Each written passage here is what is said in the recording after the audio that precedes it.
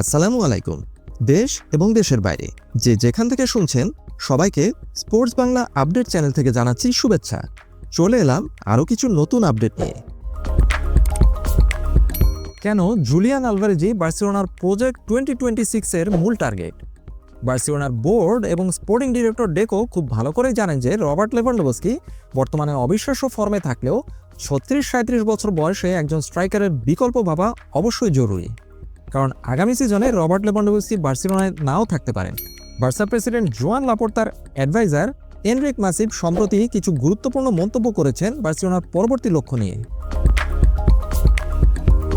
Julian আলভারেজকে নিয়ে Enrique মাসিপের সাম্প্রতিক মন্তব্য কেবল খেলোয়াড়টির প্রশংসা নয়, বরং বার্সেলোনা ক্লাবের এটি একটি স্ট্র্যাটেজিক প্ল্যানও হতে পারে।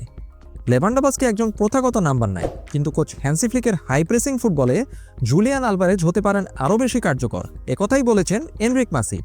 লেভানডোভস্কি বর্তমান সিজনে এখনও গোল মেশিনের মতো কাজ করছেন। ম্যাচ প্রতি গড়ে 0.85 গোল রয়েছে তার, তবে তার মুভমেন্ট মূলত বক্সের ভিতরেই সীমাবদ্ধ। অন্যদিকে জুলিয়ান আলভারেজ ভিন্ন ধাঁচের খেলোয়াড়।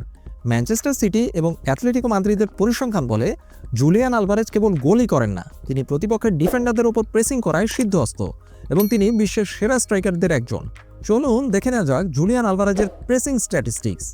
অ্যালভারেজ প্রতি 90 মিনিটে গড়ে 20 থেকে 25 বার ইন্টেন্সিভ প্রেসিং রান করেন, যা লেভানডোভস্কির চেয়ে প্রায় 40% বেশি। অর্থাৎ জুলিয়ান আলভারেজ প্রতিপক্ষের ডিফেন্ডারদের পায়ে থেকে বল কেড়ে নেওয়ার জন্য হাই প্রেসিং খেলা খেলে থাকেন। কোচ হ্যান্সি ফ্লিকের ডিফেন্সিভ লাইন শুরু হয় অ্যাটাক থেকে।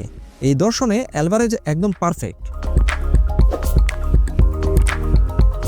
জুলিয়ান আলভারেজকে কিনতে হলে বার্সাকে অন্তত 90 থেকে 110 মিলিয়ন ইউরো খরচ করতে হবে। বার্সেলোনা কিভাবে এই বিশাল অঙ্কের অর্থ সংস্থান করবে?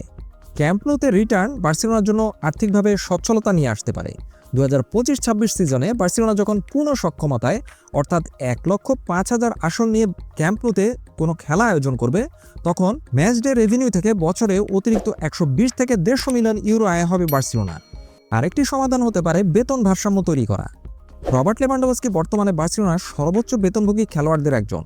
2026 সালে তিনি বার্সেলোনা ক্লাব ছাড়লে অথবা বেতন কমালে প্রায় 20 থেকে 25 মিলিয়ন ইউরোর একটি স্যালারি ক্যাপ তৈরি হবে, যা জুলিয়ান আলভারেজের বেতন দেওয়ার জন্য যথেষ্ট হতে পারে।